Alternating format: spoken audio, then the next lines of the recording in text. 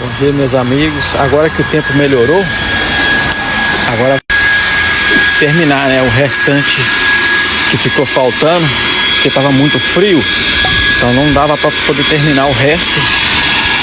Mas já trouxemos as peças, né, do gás que vai concluir o fire pit. Tá aqui a parte que vai por dentro. Vou conectar no gás ali fora e vamos terminar hoje de fazer esse acabamento da pedra falsa, né? Vamos fazer a junta também da pedra e hoje vamos concluir o que está faltando aqui nesse projeto. O resto está tudo pronto, só está faltando isso.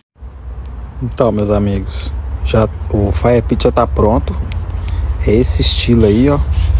É a gás. Já montamos, já fizemos o revestimento dele, mas precisa ser selado. Então dá para terminar só amanhã. Em questão de selar e entregar, né? Tá aí, o fogo vai sair por esses bicos. Que aí dá um fogo, um flame bem legal. Aqui tem uma entrada de ar desse lado. Uma grade bem bacana.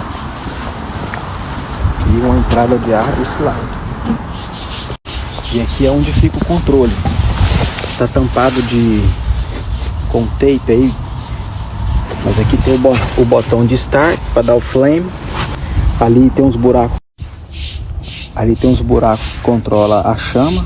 Tá tampado, porque como tava trabalhando no revestimento, para não sujar a face do controle, né?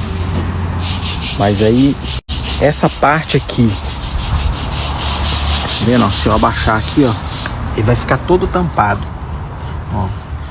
Então coloca tipo umas britas de lava de vulcão aí em cima, tampa todo esse espaço.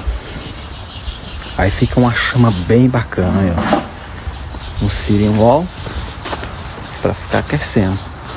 Agora estamos fazendo as juntas.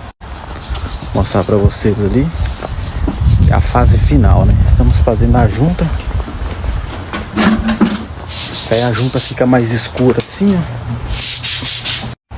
Ok, então temos uma bela área dessa aqui para fazer um churrasco.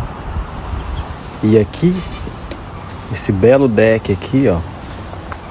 Olha como que ficou por dentro. Olha que espetáculo ficou essa cozinha desse espaço. Ó. Uma área espetacular aqui. Então aqui ainda vai um TV ali naquele canto, com um sofá aqui no meio. Aí tem um banheiro aqui também. Ó. Olha que luz espetacular essa aqui, ó. Olha. Que top ficou isso aqui.